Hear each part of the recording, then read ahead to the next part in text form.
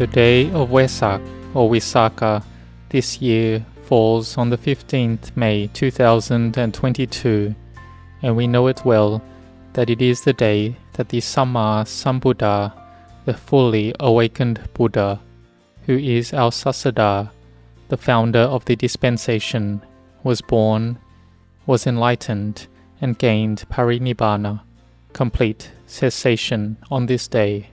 When the Buddha was born, he said the Asabi Waja, the great speech, that he was the greatest in the world, the most superior in the world.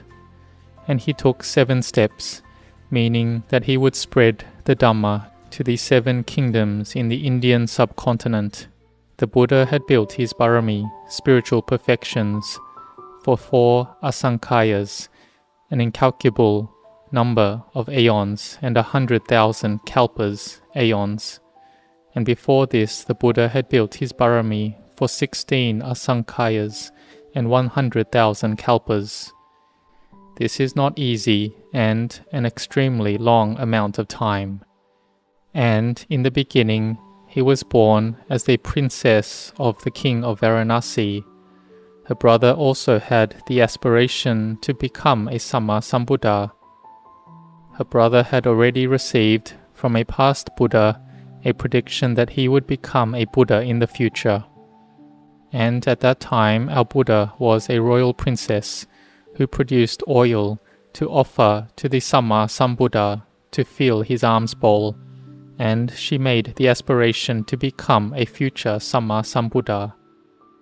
The past Buddha said that your brother will be a Buddha in a future era, and then you will receive your own prediction of Buddhahood.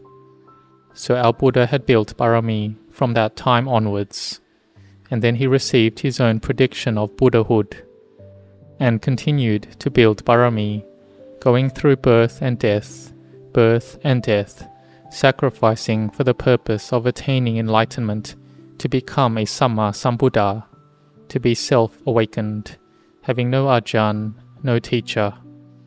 So in each life and existence it was difficult and troublesome, and when the Buddha received the prediction, his Barami was already full.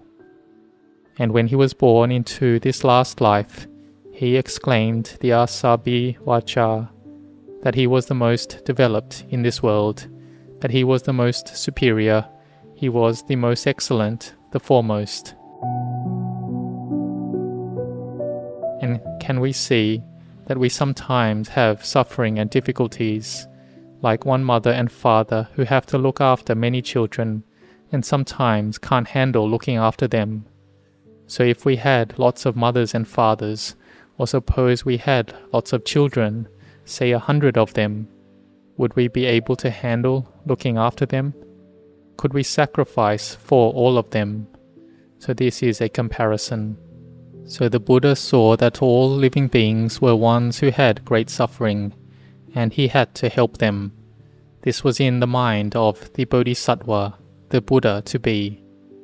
And the Buddha was born in his last life as Prince Siddhartha, and cultivated his Barami of insight. Even at 7 years old, he could enter Samadhi, meditative concentration, and enter the first jhana, mental absorption. This was the first jhana of a bodhisattva, one who has full Barami, so it was not an ordinary level. Those within the vicinity must have had peace, coolness, and happiness, because when he was Suwana Sama in a past life, he had developed the Barami of metta, goodwill. His mind had metta, and this would spread out, and there would have been a lot of peace and coolness inside that aura, which could have spread for kilometers. Like when I had gone to pay respects to a revered monk in Chiang Mai, Lung Po Kam San, at Phra Swan Tok Monastery. When he gave a blessing, we were about 2 meters away, and that area was all cool. This was his great strength of mind. Or staying in Wat Marp Pong, when going to pay respects to Venerable Ajahn Chah, on entering the area of his kuti, his hut, it would instantly feel cool. I thought in one way it was because his kuti's floor was polished marble, but it wasn't just 1 meter away. When one entered his kuti, the area felt cool already. Those who came to pay respects to him would feel this coolness and peace, and any problems in their life it would reduce from the wisdom of Ajahn Chah. And this was just a Sawaka, a noble disciple of the Samma Sambuddha. So we see what then about the Buddha. The Bodhisattva had completely full parami, so in his last life the people around would have had peace, coolness and happiness. So though he had a wife, Princess Bimba or Yashodhara, and had a son, Rahula, but his mind maintained samadhi at a high level. He saw that it was suffering, that his mind still had attachment and clinging, and he had to find a way out of this suffering. And then the Bodhisattva saw an old person, a sick person, a dead person, and the sight of a samana, a renunciant. His insight and panya, wisdom, arose sharply. He saw clearly, because he had already seen it a lot and contemplated it a lot already. It was the view of a bodhisattva as well, so not a normal view. And then the bodhisattva left in search of a teacher and succeeded in a high level of samadhi. But he saw that his mind still had not yet been liberated. He practiced dukkha kiriya, self-torture, for 6 years. He had done it all, but still did not succeed. He saw that if we do things too tightly, it won't work, or if it's too loose, it won't be correct. This is a simile given by a Brahma god that played a lute in order to give a Dhamma meaning. But actually, the Bodhisattva had built his parami full already, and so he could know this for himself, that to torture oneself would not succeed. To be too loose also wouldn't work. So he thought back to when he was 7 years old, when he had sat meditation and become peaceful, and that this may be the correct method. So he sat in meditation and bhavana, cultivated the mind, underneath the Bodhi tree on this 15th full moon day. The Buddha had knowledge and insight arise. And if we people are born and have lots of samadhi, we can gain insight. The Buddha knew what he was born as in his past lives, and that he had great suffering, being born and dying, born and dying. He had the 5 khandhas, aggregates of body and mind. These khandhas, and then again these khandhas, over and over again, uncountable times. With clinging and attaching, there would have to be parting and separation. This is an incredibly long time, this cycle of samsara, continual birth and death. We can't find the beginning of the cycle of samsara, nor the end of samsara too. The ones who still have avijja, tanha, upadana, ignorance, craving and clinging, this is the cause and condition for becoming an existence. When there is clinging, upadana, then one will have jati, birth. One will be born on and on. So we can think that if we have to be born again still for 100 million times, what will we get? We can think that when we are born already, we have the desire to have and the desire to be, and not wanting to be separated. We strive and are fully invested in this life.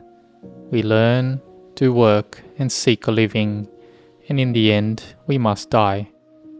Oh, is this seeking of ours worth it? But we also can't not seek out a living. But those who are careless may not do anything at all. They don't train and instruct themselves at all.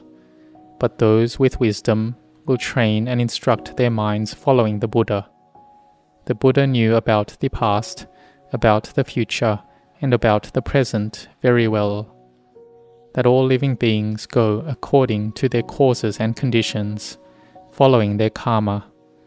That one is born of one's karma, related to one's karma, and abides supported by one's karma. Whatever karma each individual does, whether good or for ill, they will get the result of that karma. The Buddha knew this clearly. But he still had not become awakened. There was still his self in the past, his self in the future, and there was his self in the present as well.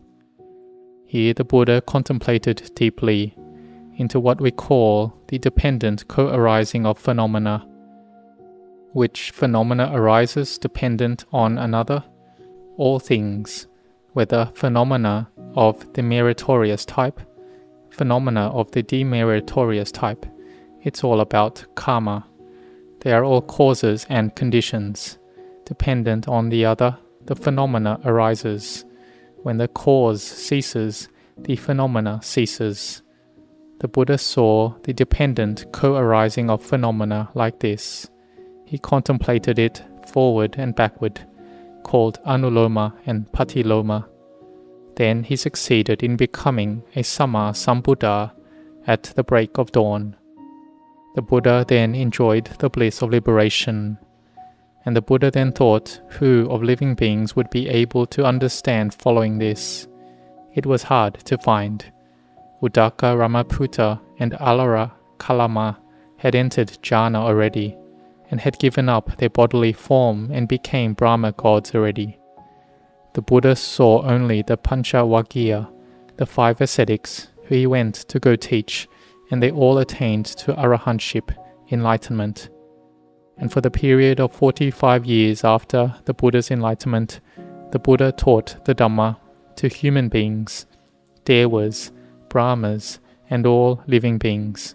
The Buddha taught them all, so that they could gain the Dhamma, that which makes the mind delighted, and be established in dana, generosity, sila, morality, and bhavana, until gaining magga, phala, nibbana, the paths and fruits of nibbana.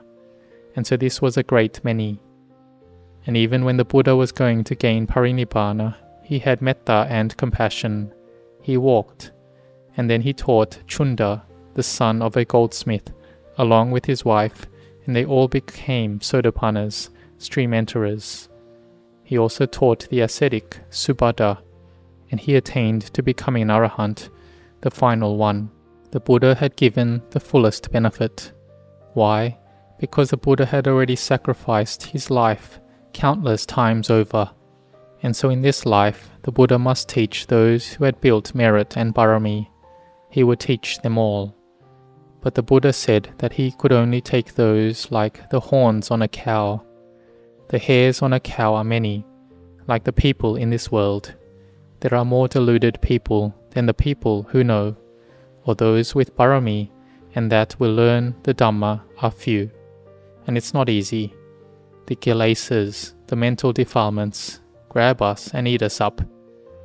Whether a monastic or lay person, the avijja, tanha, upadana, the delusion, if it gets stronger, then our qualities of mindfulness and wisdom are not able to go against it.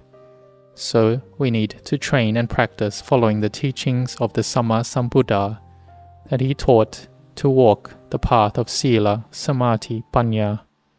So we walk the path of sila, samadhi, panya. Like today, you undertake to keep sila, the 5 precepts. Some people have undertaken the 8 precepts. And so we restrain our actions and speech to be well established. We give up any bad actions. We cultivate merit and purify the mind. We listen to Dhamma, the teachings of the Buddha. We put effort into making our mindfulness firmly established. We have samadhi, we have sati, recollection, and our samadhi is firmly established. We have sampajanya, clear comprehension and awareness. We look after and maintain our minds, and we contemplate into the body. We have mindfulness in the body. And at the end, the Buddha taught to be well established in heedfulness. He cautioned all the monks, "Bhikkhus, may you perfect yourselves in not being heedless, negligent." This was the last day when the Buddha was about to gain parinibbana. because we can get deluded and can forget. Like when we get something, we get wealth, and then we forget and lose ourselves, that we have to age, we have to get sick and die. We get status and we may forget again. We get overjoyed. Whether it's wealth or status, they are things that can lead to becoming thrilled. But one who has Barami will think again that this is something normal.